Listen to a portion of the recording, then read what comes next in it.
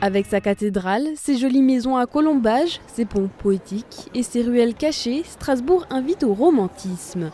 L'occasion pour les visiteurs, en couple ou célibataires, de partir sur les traces de personnages célèbres. Au temps du 19e siècle, Strasbourg était un lieu d'attraction pour les écrivains romantiques comme Goethe, Victor Hugo ou encore Honoré de Balzac, et une ville qui a été témoin de leurs histoires d'amour.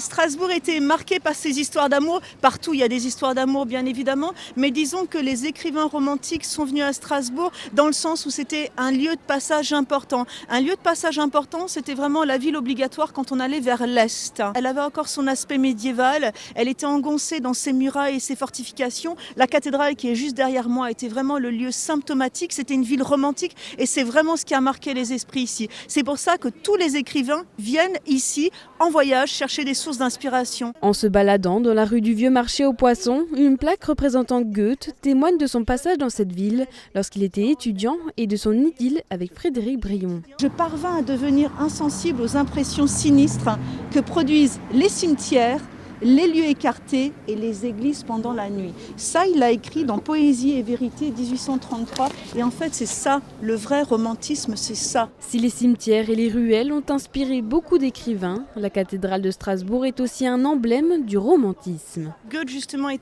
arrivé ici en 1770. Il était étudiant, il était tout jeune, il avait la fougue des étudiants. Il adorait monter sur la plateforme de la cathédrale. À l'époque, il y avait une brasserie, on pouvait boire un coup. Tous les étudiants allaient faire ça. Et notamment, moyennant quelques petites pièces, tous les écrivains se sont fait graver leur nom sur la plateforme de la cathédrale. Là, par exemple, il y a la signature de Goethe, entre autres, qu'on peut trouver au sommet de la cathédrale. Du rêve à la réalité, ces histoires d'amour sont l'occasion pour les visiteurs de redécouvrir la ville sous un autre jour plus romanesque. On a toujours été bercé un peu par les grands auteurs français ou étrangers, on continue encore, donc je trouve ça sympa justement de voir des aspects de leur vie qu'on ne connaissait pas aussi et d'associer surtout leurs écrits, de voir un peu l'influence qu'ils pouvaient avoir face à la cathédrale. Puis le côté avec toutes ces petites ruelles justement où on peut se perdre en amoureux, ça fait très romantique aussi.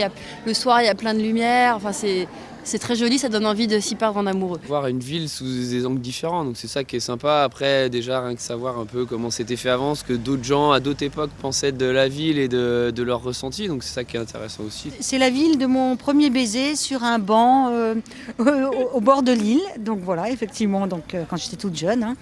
Mais aussi, moi, je suis quelqu'un qui lit beaucoup, et donc j'ai lu depuis enfant des livres comme Victor Hugo et tout. Donc maintenant, je vois les choses autrement, donc c'est vraiment très bien. C'est vraiment le symbole du romantisme. Ainsi, de tout temps, la capitale alsacienne a fait battre le cœur de ses amoureux et visiteurs.